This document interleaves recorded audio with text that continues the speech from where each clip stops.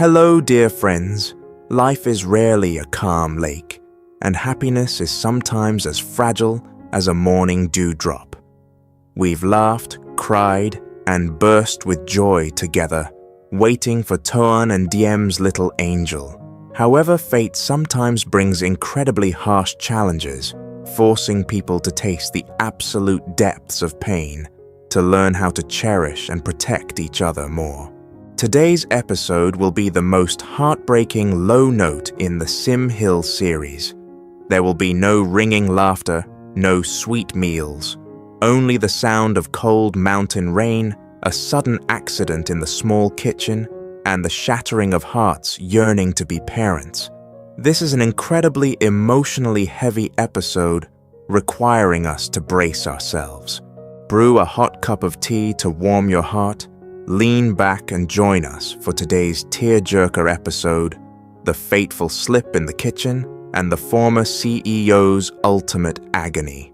If you love this little family, please leave a like and hit subscribe to give them the strength to weather this storm. Let the story begin. The sky over Sim Hill turned a gloomy gray early today. The autumn mountain rains poured down continuously, bringing a bone-chilling cold. The small wooden house was locked up tight to keep the drafts out. Tone threw on a cheap raincoat and a conical hat, working hard out in the garden to clear the drainage ditch for the chicken coop and cover up the petunia beds that were just turning green. Before heading out, he didn't forget to remind his wife, "Wifey, just stay in bed and rest. Once I finish up out here, I'll come in and cook lunch. Absolutely do not go out to the freezing kitchen." But Diem, with her hard-working nature, felt restless just lying there while her husband braved the rain and cold. Her heavy 8-month baby bump made it hard to walk, but she still wanted to personally brew Huyen a hot pot of Cleistocalyx tea with some fresh ginger to warm him up when he came inside. She put on a thin cardigan, tiptoed out of bed, and slowly walked along the wall, down to the red brick kitchen. The kitchen was darker than usual today. The rain pattered loudly on the mossy tile roof. Diem busied herself peeling the ginger, placing the kettle on the gently burning wood stove. She had no idea that a gust of wind last night had shifted a roof tile right by the kitchen window. Rainwater had leaked down from the roof, pooling into a slippery puddle of mud, right in the walkway between the dish cupboard and the stove. The kettle started boiling vigorously, the steam rising thickly with the fragrant scent of fresh ginger. Diem reached out to grab the thermos on the cupboard to pour the water. She carefully turned around, taking a step back to avoid the hot steam. Slipped Diem's heel, stepped right into the slippery, mossy rainwater puddle. Everything happened so fast in the mere blink of an eye. The heavy body of the pregnant woman lost its balance completely. Her foot slid across the red brick floor. For a normal person, it would have been a painful fall, but for a woman 8 months pregnant, it was a disaster falling from the sky. Ah! Diem barely had time to let out a panicked scream before her hip and lower back slammed hard against the solid brick floor. The thermos in her hand shattered with a loud crash, hot water splashing everywhere, though luckily it didn't hit her. An eerie silence enveloped the kitchen, leaving only the sound of falling rain and the crackling firewood. Diem lay sprawled on the ground. For the first 2 seconds, she felt nothing but pure shock, but then a sharp, twisting pain, as fierce as her insides being torn apart, erupted from her lower abdomen. The pain was so agonizing she couldn't breathe, cold sweat breaking out and soaking her forehead. "My baby! My baby!" Diem sobbed uncontrollably, her trembling hands tightly clutching her bulging stomach. She felt a warm gush of liquid flowing from her lower body, soaking the hem of her shirt. Her eyes went blank with sheer terror. "Tone, save our baby." Diem's weak voice drowned in the howling rain outside. Out by the chicken coop, Tone suddenly felt a churning, uneasy feeling in his gut. The intuition of a husband and father told him something was terribly wrong. He threw the hoe down and sprinted across the muddy yard, charging straight into the house. "Diem, I'm done, let me cook." The words caught right in his throat as Ton stepped through the kitchen door. The sight before him made the former billionaire CEO feel like he had been struck by lightning, his entire body turning to stone. His wife was lying on the cold, wet ground, her face pale and drained of all blood, her lips bitten tight and bleeding to suppress the pain. Worst of all was the streak of bright red blood staining the red brick floor. "Diem!" Toan's scream ripped through the curtain of rain.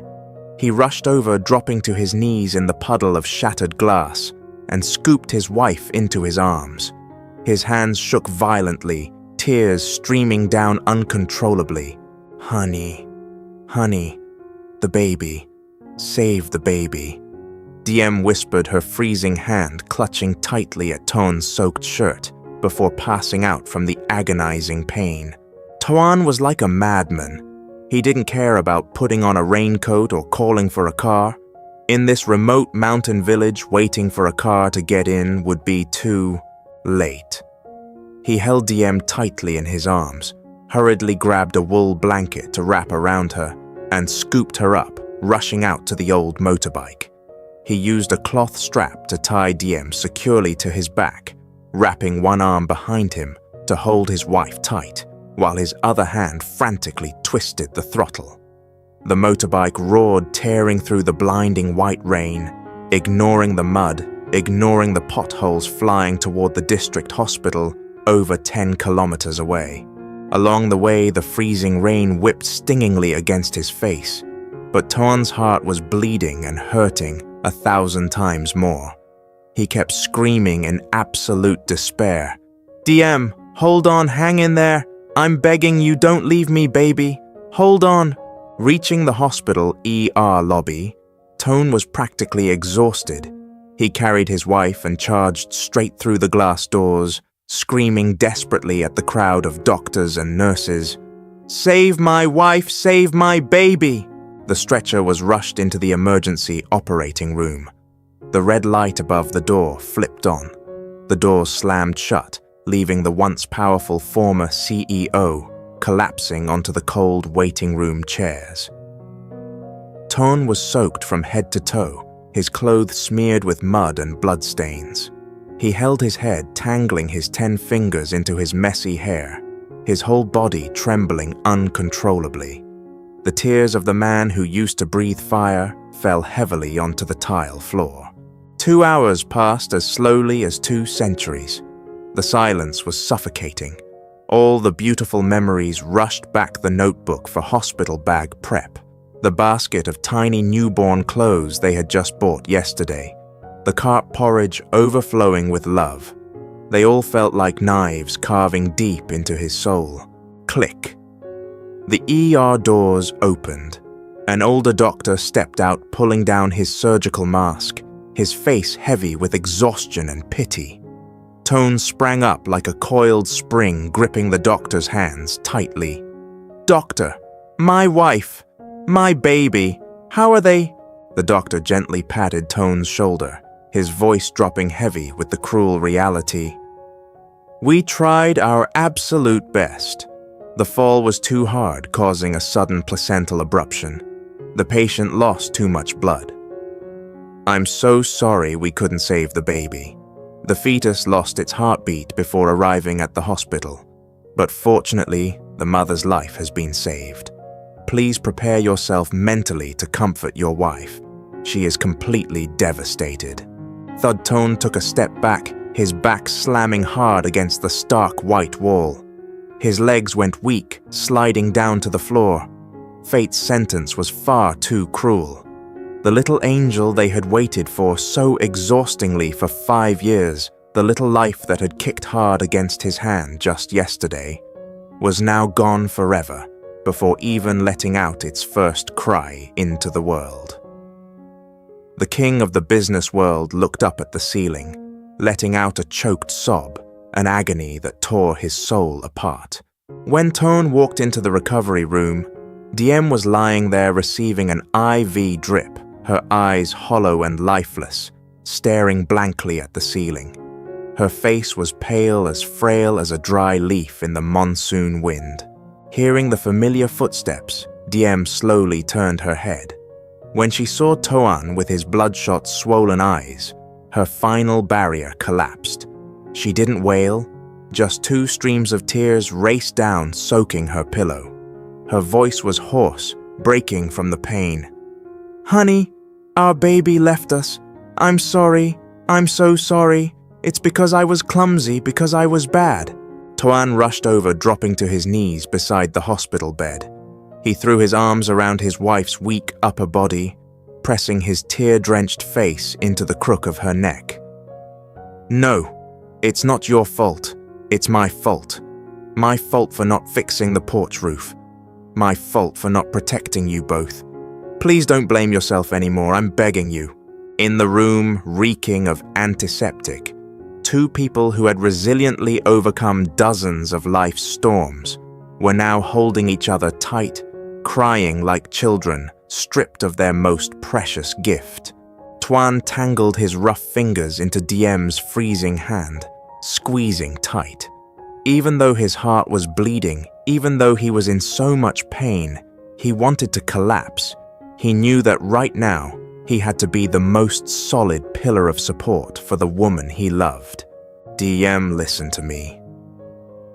Tone looked deep into his wife's tear-filled eyes, trying to swallow his sobs. "Our baby came to us like a beautiful dream, and now they have to go be an angel in a better place. We lost our child and it hurts so much, but if I lose you too, I won't be able to survive. Cry, honey, cry until there's no pain left, and then we will hold hands and stand back up together. I will always be right here. I will never let go of your hand." Outside, the mountain rain finally stopped. The faint rays of the sunset began to weakly flicker through the hospital window. The pain of loss was too massive. This wound would probably take a very long time to scar over. But in the absolute depths of despair, Tone's deep understanding and his tight embrace for his wife were the warmest fire keeping them from completely collapsing against fate's cruel joke. Dear friends, today's episode has probably taken a lot of tears from all of us. Losing a piece of your own flesh and blood is an ultimate agony that no words can fully describe. A tragedy striking in a split second robbed Toan and Diem of their little angel, pushing them into a dark night of devastation. However, in that exact darkest moment, their marital bond shone brighter than ever. Tone didn't utter a single word of blame. He took all the fault upon himself and used every ounce of strength he had left to shield Diem's pain. Happiness isn't just about harvesting the sweet fruits together. It's also about being ready to stay and hold each other when the storm sweeps everything away. Diem's upcoming phase of physical recovery and overcoming this psychological shock will be incredibly thorny. What will the former CEO have to do to patch his wife's shattered heart and reignite the smiles on Sim Hill? Please leave your most sincere words of comfort and encouragement for Toan and Diem in the comments section. Don't forget to hit like and subscribe to the channel to keep following them on the arduous journey of self-healing ahead.